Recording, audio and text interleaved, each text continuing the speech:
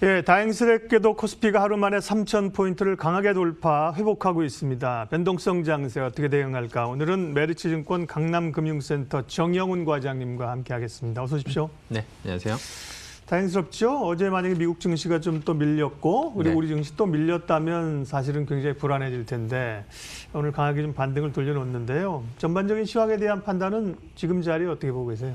네, 우선 어제 새벽에 이제 미증시도 장 초반에는 낙폭이 좀 확대되는 네. 국내 증시와 좀 비슷한 유사한 흐름이 좀 나타났습니다. 그러한 이유가 아시다시피 최근에 이제 인플레 압력이 좀 높아지고 있는 상황이죠. 그로 인해서 미국 이제 10년물 국채 금리도 최근에 이제 지속적으로 상승을 했고요.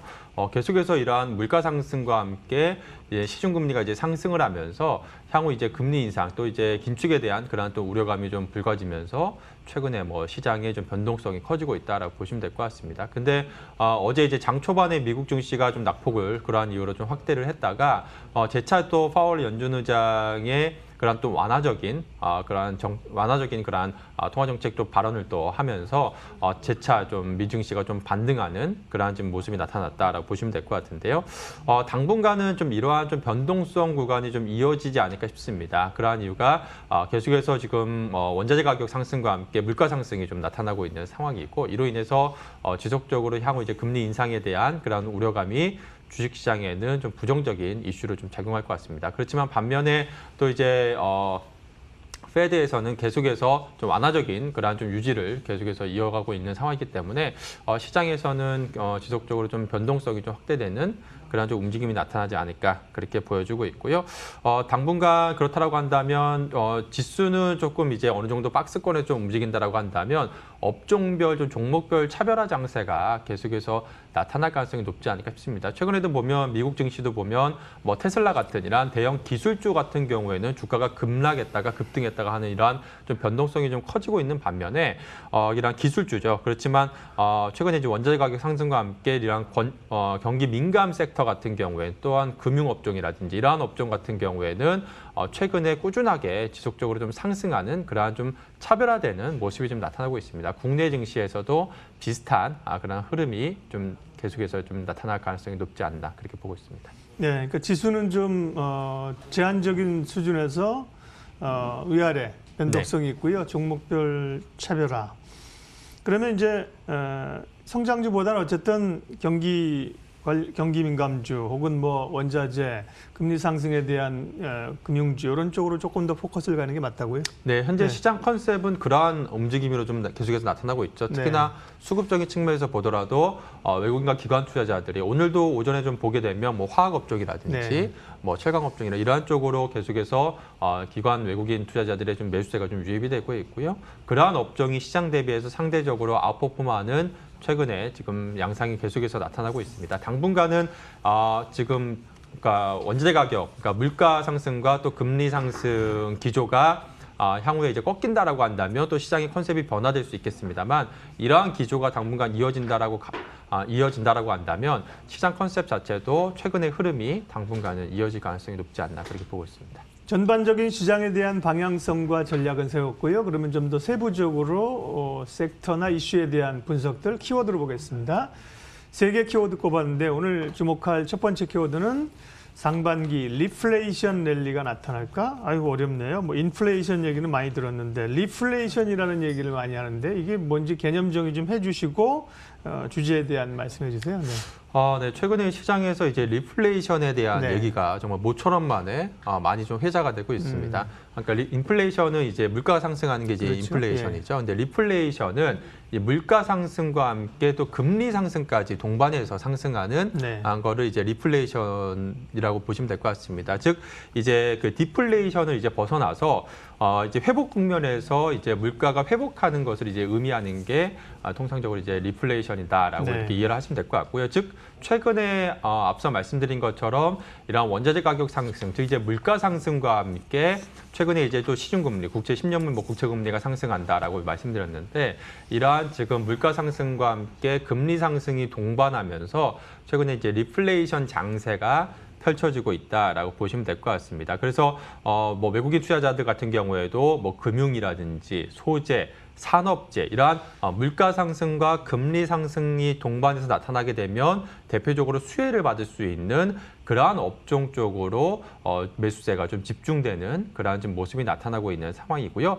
이 밖에도 뭐 화학 업종이라든지 뭐 비철금속, 철강, 건설, 유통, 금융업종 이러한 업종들이 대부분 다 이제 뭐 물가 상승, 즉 이제 원자재 가격 상승에 대한 수혜, 또 이제 금리 상승에 대한 수혜가 기대되는 업종이라고 할 수가 있겠죠.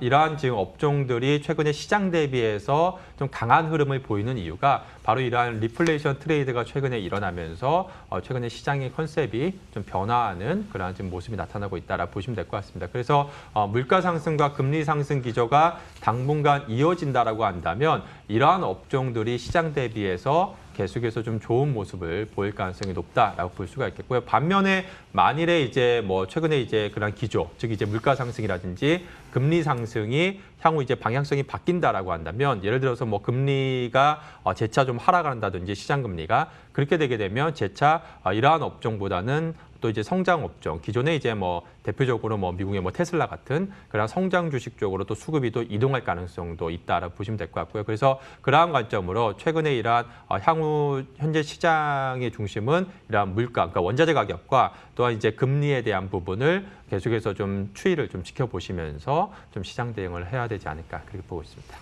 예, 그러니까 리플레이션이라고 하는 건 제가 이제 이야기는 말씀하신 것처럼 인플레가 막 되는 거는 부담스럽잖아요. 네. 그렇다고 디플레가 돼서 물가가 막 떨어지는 것도 좋은 건 아닙니다. 그 디플레이션과 인플레이션 사이에 있는 좀 얌전한, 온전한, 건강한 일정 부분의 물가 원자재 상승 이렇게 이해해도 되는 거죠? 네, 그렇게 네. 보셔도 되고요. 네. 가장 중요한 부분은 그러니까 디플레이션과 말씀하신 네. 것처럼 인플레이션은 이제 반대 이제 네. 개념인데, 그러니까 디플레이션을 좀 벗어나서, 그러니까 네. 지금까지는 어떻게 보면 계속해서 좀 디플레이션 그러니까. 국면이었죠. 계속해서 금리는 이제 계속해서 통화는 완화 정책을 썼는데도 불구하고 물가 상승이 전혀 일어나지 않는. 거기서 인플레이션으로 가는 과정이라는 거죠. 그렇죠. 그러니까 네. 리플레이션이라는 그렇습니다. 게. 예. 알겠습니다. 예, 두 번째 키워드 확인하도록 하겠습니다.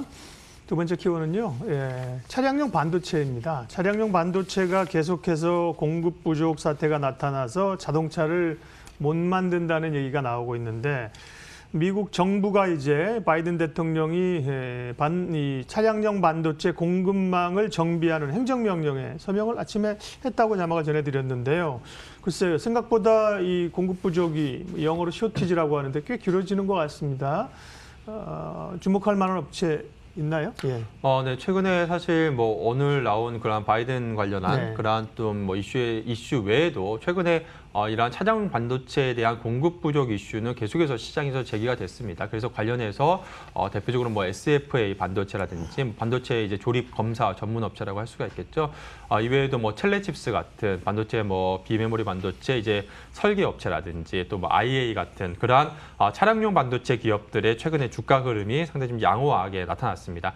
당분간 이러한 반도체 공급 부족 현상이 좀 이어질 것으로 보여지고 있고 또 계속해서 또 수요 확대에 대한 또 기대감도 좀 높아지고 있는 상황이기 때문에 또 이번에 또 바이든 그러한 효과에 힘입어서 당분간 센티멘트가 지속적으로 좀 개선될 수 있다는 점에서 이러한 차량용 반도체 섹터 같은 경우에는 일단 당분간은 시장에서 계속해서 좀 주목을 받을 만한 그러한 좀 섹터가 아닌가 그렇게 보고 있습니다. 네. 다음은 이제 그 전에 그러면 관심주로는 아까 종목 얘기 좀 하셨었나요? SFA 반도체. 네, 텔레칩스. 대표적으로 뭐 SF 반도체가 네. 이제 반도체 조립 검사 이제 전문 업체인데요. 관련해서 이제 차량용 반도체 수요가 늘어나게 되면 이 회사 같은 경우 수혜를 입을 수 있는 회사인데 최근에 뭐 주가가 계속해서 강세 흐름을 보이고 있습니다. 오늘도 지금 주가가 이제 상승세를 지금 보이고 있는 상황인데요. 네. 관련해서 계속해서 좀 시장에서 좀 주목을 받을 수 있다는 점에서 최근에 뭐 주가가 좀 많이 좀 상승을 해서 다소 좀 가격적인 부담은 있습니다만 이러한 좀 단기적인 그러한 좀 섹터 플레이를 봤을 때는 계속해서 좀 시장의 수급이 좀 유입될 가능성이 있지 않을까 그렇게 보고 있습니다. 네. 앞서 그 원자재 가격 얘기했는데 뭐 철강이나 구리라든지 뭐 관련주들도 오르잖아요. 뭐 원자재 가격 회복, 그다음에 경기 회복 관련해서 또 주목해 볼 만한 기업 있으면 알려주세요. 네, 지금 뭐 최근에 전방 산업 수요 회복에 대한 좀 기대감이 네. 높아지고 있습니다. 그래서 정말 지금 원자재 가격이 좀 거침없이 뭐 상승을 하고 있는데요. 어떻게 보면 이제 원자재 슈퍼 사이클이라고도 볼 수가 있겠죠. 지금 대부분의 이제 원자재 가격이 상승을 하고 있는데 그 중에서 특히나 이제 철강, 구리 가격이 최근에 계속해서 좀 강세의 그림을 띠고 있습니다. 특히 이제 중국의 그 춘절 연휴 이후에 지금 열연 가격은 1.1%, 철근 가격은 4.2% 지난주에 이제 상승을 했고요. 이제 원재료인 철광석 가격 같은 경우에도 수요 회복 기대감에 힘입어서 지난주에 무려 7.5%나 급등을 했습니다. 춘절 이후에 이제 중국의 복귀와 더불어서 이제 미국의 추가 부양책에 대한 기대감이 또 더해지면서 구리 가격 같은 경우에도 최근 9년 내 최고치를 지금 기록을 하고 있는 상황인데요. 이렇게 지금 전방 산업의 수요 회복이 좀 본격화가 되면서 당분간 철강, 비철금속 가격이 강세 흐름을 보일 것으로 지금 예상이 되고 있습니다. 그렇다고 한다면 당연히 대표적으로 이제 그 원재 가격 상승과 함께 또 판가 인상에 나설 수 있는 그런 포스코라든지 구리 관련해서는 풍산이라든지 이러한 기업들 같은 경우에는 상반기 이 실적에 대한 기대감이 높아질 수 있는 그러한 좀 구간이기 때문에 시장에서 계속해서 좀 관심이 좀 높아지지 않을까 그렇게 보고 있습니다. 네, 키워드로 시장을 읽습니다. 세 번째 키워드 확인하도록 하겠습니다. 세 번째는요. 미국 은행주의 기세 등등 국내에도 볕들까. 결국은 이제 금리 상승에 대한 기대, 기조에 관련해서 금융주, 은행주를 어떻게 볼 것인가 하는 건데요. 예, 관심주 있으면 말씀해 주세요. 네, 앞서 모두 말씀드린 리플레이션 관련한 이슈와 네. 다 이제 마찬가지 맥락으로 이제 이해하시면 될 것 같은데요. 즉 이제 물가 상승과 이제 금리 상승, 이제 금리 상승의 대표적인 수혜 업종 중에 하나가 바로 이제 금융 업종이라고 할 수가 있겠죠. 최근에 이제 미국에서도 이제 금융주의 랠리가 지금 최근에 이제 펼쳐지고 있는 상황이고요. 그렇지만 반면에 이제 국내 은행주 업종 같은 경우에는 지금 시장 대비해서 상당히 좀 언더퍼폼하는 그러한 좀 모습이 좀 나타나고 있습니다. 미국의 은행주 상승과는 좀 정반대되는 그러한 좀 양상이 나타나고 있는데요. 아무래도 이제 국내 같은 경우에는 좀 정책적인 그러한 시장에 대한 좀 우려감, 즉 이제 은행 업종 배당 성향 제한이라든지 이러한 부분 때문에 은행 업종 주가가 지금 낮게 지금 거래가 되고 있는 그러한 상황인데요. 그렇지만 이제 금리 상승 추세에 따라서 은행 업종의 수익성 개선은 지난해에 이어서 올해도 계속해서 좀 나타날 것으로 보여지고 있습니다. 또한 이제 명목 금리와 또 실질 금리가 상승이 좀 계속해서 나타나다라고 한다면 은행 업종의 투자 매력도가 계속해서 좀 부각이 될 수 있는 상황이기 때문에 은행 업종 지속적으로 좀 관심을 가져봐야 되지 않을까 그렇게 보여지고 있고요.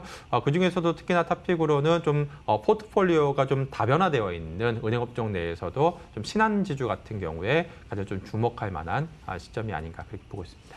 은행주는 대표적으로 KB금융이나 하나금융지주를 많이 하는데 정영훈 과장님 신한지주를 얘기하시는 이유를 조금만 더 설명해 주세요.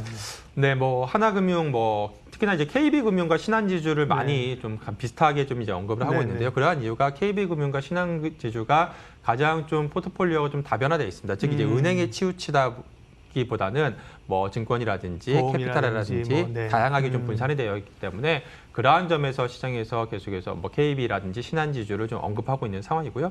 그중에서도 이제 신한지주 같은 경우에는 지금 시점에서 좀 주목을 해봐야 되는 이유가 지금 올해 상당히 좀 높은 이익 성장에 대한 좀 기대감이 지금 높게 좀 나타나고 있는 상황이고요. 그리고 또 올해 예상 실적 기준으로 봤을 때 PER도 지금 한 4배, 4배 정도 수준에 지금 불과한 상황이기 때문에 이러한 저평가 매력과 함께 또 지난해 같은 경우에 또 은행 업종 내에서 가장 좀 수익률이 또 언더퍼폼했던 대표적인 또 기업 중에 하나가 또 신한지주였습니다. 그래서 올해 같은 경우에는 은행 업종 내에서도 신한지주가 상당히 좀 시장 대비해서 좀 강한 좀 흐름을 보일 수 있는 그러한 좀 기업이 아닌가 그렇게 보고 있습니다. 돈 잘 버는 증권맨에게 듣는다. 오늘은 변동성 장세 대응 전략 메르츠증권 강남금융센터 정영훈 과장님 함께했습니다. 고맙습니다. 네, 고맙습니다.